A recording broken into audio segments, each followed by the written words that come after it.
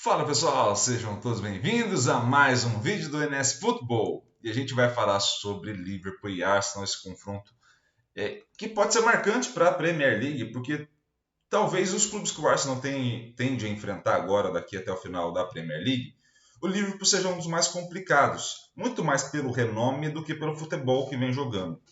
Mas é importante a gente analisar essas duas equipes e entender quais são os diferentes cenários, tá? Então, o primeiro ponto que a gente vai fazer agora é dar uma olhada nesse confronto de maneira mais geral, olhando só mandante e visitante, tá? Se a gente for olhar o Liverpool como mandante da competição, o Liverpool é um dos melhores mandantes, por incrível que possa parecer, tá?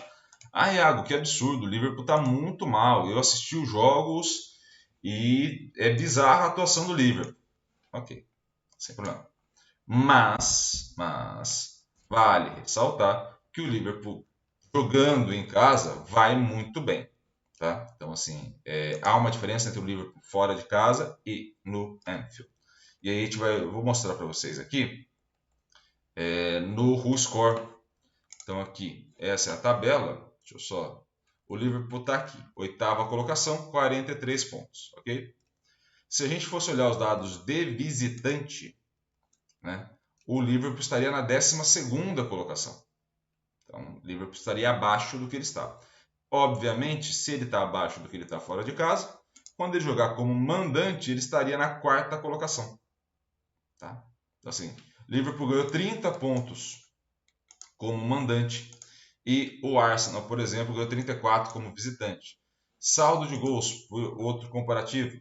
Liverpool teve 25 de saldo de gols até agora jogando como mandante, contra 19 de saldo de gols do Arsenal jogando como visitante. Então, assim, se o Liverpool jogasse ou tivesse os mesmos resultados, digamos assim, casa e fora, era uma equipe que brigaria muito provavelmente na parte de cima da tabela. Não sei e não afirmaria, não teria nem como afirmar que brigaria por título especificamente, mas estaria numa condição muito melhor do que está. Então, esse é um ponto que a gente tem que lembrar. O Liverpool vai muito melhor em casa do que fora. Há uma discrepância muito grande entre as duas equipes. Para a gente ter um comparativo, deixa eu colocar aqui para vocês.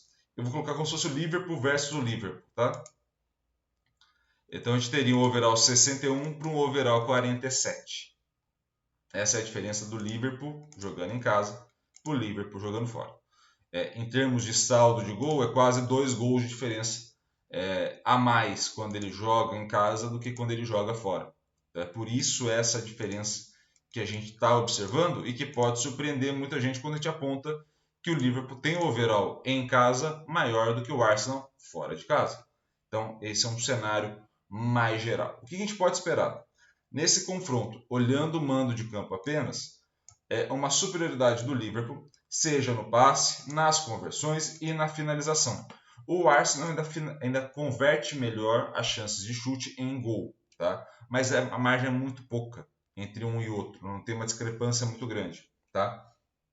Entendendo isso, a gente pode observar a vantagem do Liverpool de ponto de partida, tá? Na fase defensiva, a gente ainda pode observar a vantagem do Liverpool na recuperação e também na recuperação mais rápida, tá? E, é claro, uma vantagem do Liverpool na defesa, com o Alisson atuando muito bem no Anfield e o Arsenal bloqueando melhor as ações. Tá? Então, temos esse aspecto que a gente pode observar e pode analisar das equipes. Tá? Além disso, o que a gente pode observar desse confronto? O quanto ele deixa o adversário jogar. E aí, nesse gráfico aqui embaixo que a gente está vendo, as ações que Arsenal e Liverpool deixam são muito parecidas, ou seja, você não tem uma discrepância muito grande entre os dois. O que está pesando de fato na análise para o overall ser maior para o Liverpool está justamente no critério do que eles fazem em campo. Tá? Então, esse é o primeiro ponto que a gente pode analisar. Qual é o segundo cenário possível? A gente excluir desses jogos que eles fizeram de casa e fora, os jogos com adversários que não são dos mesmos níveis na tabela do que esses próprios adversários. Então temos esse ponto especificamente a ser colocado. Então o que a gente pode observar?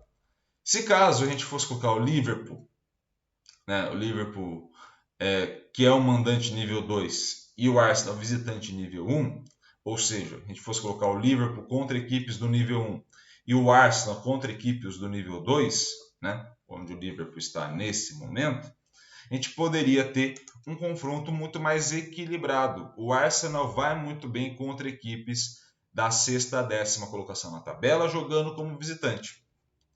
Ou seja, a gente aumentou o overall do Arsenal nesse cenário.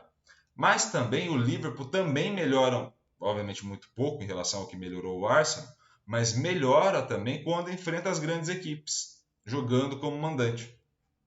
Talvez aqui a gente vá observar um Liverpool com tanto passe quanto, ou seja, uma posse de bola mais equilibrada, o que vai gerar um equilíbrio. Onde vai estar o ponto nesse cenário que a gente está apresentando? Justamente o Arsenal tem mais dificuldade, ou seja, sofre mais chutes certos a gol e também tem uma dificuldade maior em evitar que os passes do adversário se tornem finalizações. Então, nesse ponto, o que a gente pode esperar desse confronto de ponto de partida, né, num cenário mais inicial? A gente pode esperar um equilíbrio muito grande.